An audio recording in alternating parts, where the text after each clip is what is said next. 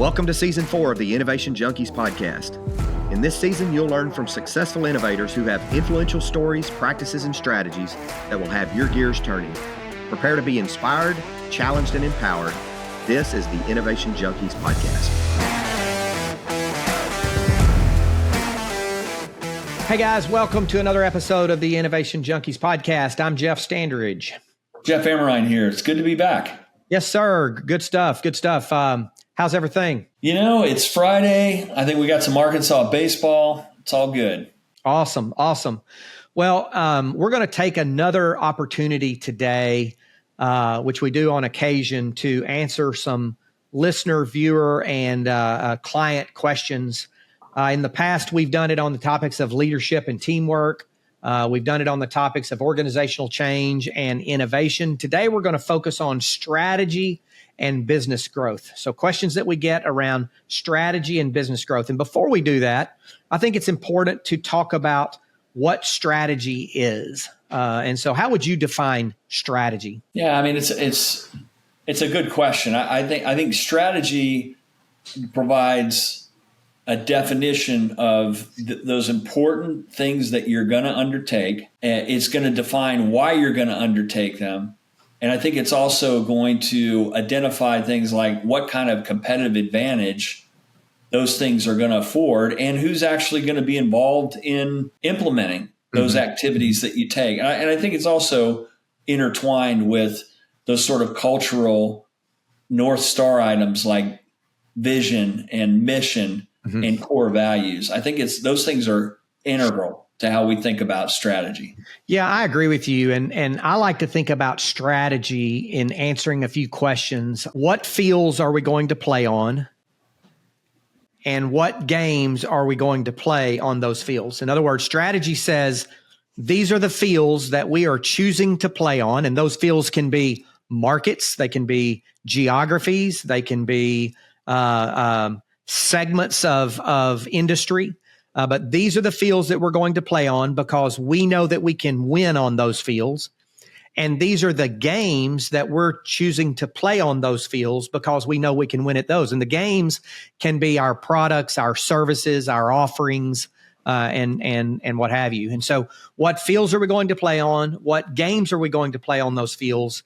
And as you said, what capabilities do we need to have in-house on our team within our domain in order to dominate those games on those fields?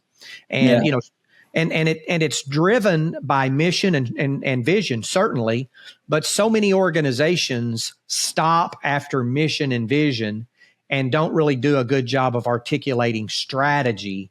Right. And as a result, they maybe don't achieve the degree that they would like going forward. No, it's very true. And strategy can be manifest in a lot of, just as you said, in a lot of different ways that are important to understand positioning and the gaps in the marketplace. And I think you have to do a fair amount of reflection on what are the assets we have, what are our aspirations, and what are our constraints. And you know, what do we do with that? How do we move those sorts of things forward in a way that are going to be effective in implementing the strategy? And by design, strategy actually articulates things we're not going to do. Even if we don't say them overtly, we might say them overtly. We're going to stop doing business in these ways, or we're going to maintain what we've got here, but we're not going to put investment behind going and getting more, or we're just going to stop cold turkey. You know, we're going to, you know, I've seen organizations adopt an adaptation to their strategy that actually resulted in them spinning off some segments of business and some clients, firing some clients, so to speak. Stuff you decide to get out of because you can't either create or maintain competitive advantage. There's this counterintuitive situation going on, for lack of a better description, where when we focus and when we understand the playing fields or the niches where we can actually perform at our best and highest, that there's significantly greater value that comes back to us. It's fearful many times for a lot of leaders to think about that because saying no to some business is scary. Yeah. And so there's this counterintuitive conundrum sometimes that cause leaders to go after all aspects of business, not realizing that in doing so, they're robbing themselves of really, really great strategic opportunities. It leads to dilution of effort around things that could be better and more important and more impactful. That's for sure. How should companies adapt their strategies in response to rapid technological advancements? Yeah, good question, Phil. Let's take a very specific case: the rise of AI and machine learning, the democratization within the last year and a half or two of the accessibility of ChatGPT and Jasper and Gemini and all these other tools. And on the one hand, you could say it's scary. We don't know what to do with it. We're not sure how we're going to incorporate it. On the other hand, part of your strategy could be to figure out how can every aspect of the business implement AI tools in some creative way to affect greater efficiency, greater customer impact, et cetera. So a process of experimentation in the early days of formulating strategy to get some ideas about what might or might not work, where key advantages can be made and not. I think that's a good way to start. And particularly now with things accelerating rate, organizations that figure out how to use, whether they're strategic or tactical tools around artificial intelligence to increase productivity, are going to have an advantage. And it's fundamentally because population growth is such that even in a relatively stagnant economy, we still have very low unemployment because the participation rate is low and we can't get all the talent that we need. So things like AI can be a strategic force multiplier if you figure out how to incorporate that in what you're doing. That's a very specific example, but that'd be one case. No, I think you're right. And so all of those things having to do with generative AI. A few weeks ago, we were speaking with author Ash Maurya, author of Running Lean and Scaling Lean.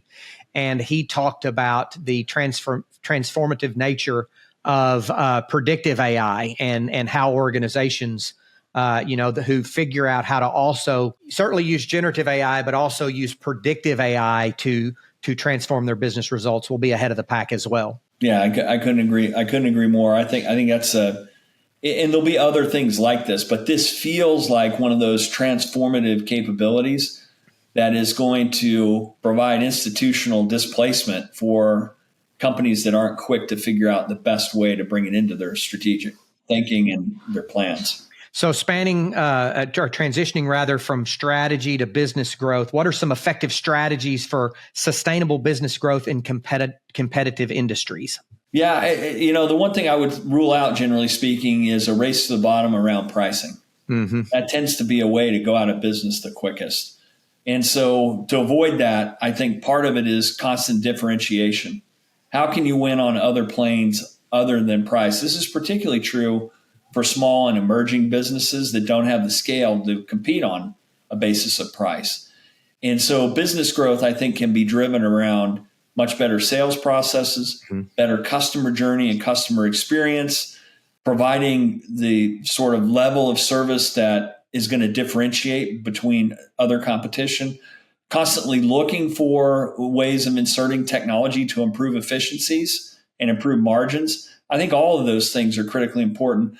And it's never a bad idea to assess how you're doing sales and delivery and what can be done better to improve your customer acquisition capabilities and costs and your client retention, lifetime value. Yeah. One of the businesses that I'm involved in, we made a specific decision about 2 years ago to become an employer of choice for particular professionals in that industry, because that industry has a very, very wide gap in the level of professionalism to, highly professional persons in the industry to folks who just really aren't very professional at all, yet are in the same industry and have the same credentials and what have you. And so we said we wanted to be the employer of choice where professionals in this industry could come to thrive. And it was a marketed decision we made 2 or 3 years ago. We built a brand new building. We created a very nice Class A office space. We adopted some pretty interesting company benefits. Just 2 weeks ago, we posted a position for a new hire in that regard. And we vetted through over 40 applicants and narrowed it down to probably a half a dozen, all of whom would be acceptable. and to two people that we couldn't just decide on.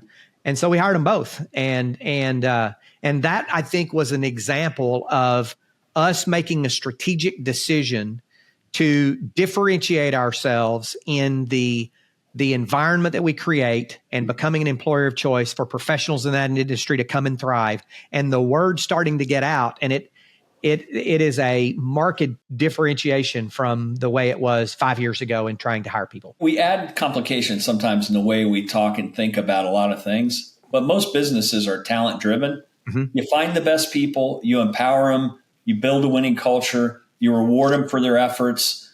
That is the most fundamental thing you can do to drive growth. The best people on the best teams with the best cultures end up being market leaders. Apogee, whose company we know well, dominated the EdTech Marcom space with a platform that was pretty good, but the team was outstanding. It had a great culture, and they hired the best people and became an employer of choice within that space. What are the essential elements of a business plan that attracts investors? Not much in a business plan really attracts investors, right? Yeah. It's a management team that provides confidence that they're going to execute well. Mm-hmm. And so I think part of it is you look for an encyclopedic understanding of a business segment of a problem that they're solving. You look for a grit and tenacity associated with how they're executing. And you look for a market that's large enough that a sizable business can be built, so that if you're investing in that particular team and that plan and that vision, you know that they can build a business big enough that when an exit comes through a larger player's acquisition or recapitalization, there's a chance to make a sizable return. Having some kind of competitive moat or special sauce that can be created around it so that you're not competing just on the basis of price is also pretty critical. Yeah.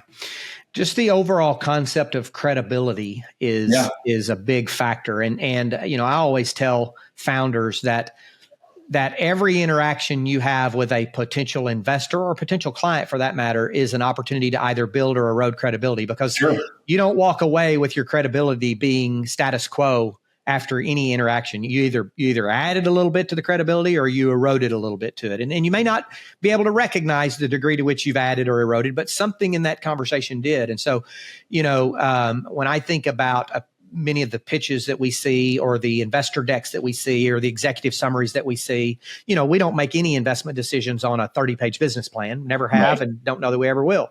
But their command of the market, their command of their product and solution and the fit, but have they done the homework to suggest that command or to validate that command?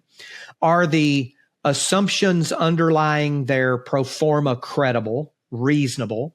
But then even after the pitch is done and we've said, yeah, we're ready to go to due diligence, the credibility growing or the credibility eroding process doesn't stop. It continues on. And so, when we say, yeah, we're ready to go to due diligence, can you send us your data room? And 4 weeks later, we get a link to their data room, or 24 hours later, we get a link to the data room and there's nothing in it. And 4 weeks later, we're still asking for documents. Those things are all part and parcel to us making decisions about credibility. Yeah, I couldn't agree more. And it's an old adage someone told me about 30 years ago. This particular mentor said, if you can't get the small things right, why should I believe you're going to get the big things right? And so that sort of commitment to attention to detail, being prompt, being coachable, being receptive to input, communicating well, all those things. And again, it gets back to the great teams, high integrity, no progressive disclosure. Whoever said so many years ago, you got to fake it till you make it, nothing could be further from the truth. Agreed. It's not true at all. Yeah. And realistic valuations, Sure. But that my dad's variation of that adage that you just shared was that if you don't have time to do it right, when do you think you're going to have time to do it over? Yeah, exactly. Very true. Good. Anything else on business growth and business planning or strategy? And the one thing I would say about that is that world of business planning has changed. There's not a high premium on a 50-page business plan that no one wants to read. There is a high premium on having a well-vetted business model with empirical evidence to back up your assertions and your assumptions. And I think, this is one of the things that we provide to our clients, an understanding of how to do that well. Yeah. We talk about having a systematic approach to executing a plan. Business planning is done so badly in so many organizations. I don't even like to associate myself with as someone who helps people build strategic plans for that reason. And so we like to talk in terms of a strategic growth system that not only has all of the elements of what one needs to do in order to make the achievements that they've set out to make, but also has a cadence of accountability wrapped around it as well. And that's a critical aspect of what we're focused on trying to help our clients create. And it makes a big difference. It really does. All right. Very good. So we've done now 3 episodes over the course of the last few weeks on answering questions from our viewers, our listeners, our clients. If you have questions that you would like for Jeff and me to address, reach out to us via the Innovation Junkies podcast. This has been another episode. Great talking with you, and we'll look forward to seeing you soon. That sounds great. See you next time.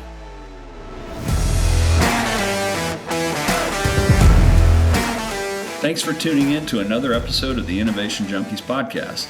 We hope you gained some valuable insights and inspiration from today's conversation. Be sure to subscribe for more episodes featuring leaders in the forefront of innovation, and don't forget to connect with us on social media to continue the conversation. See you next time.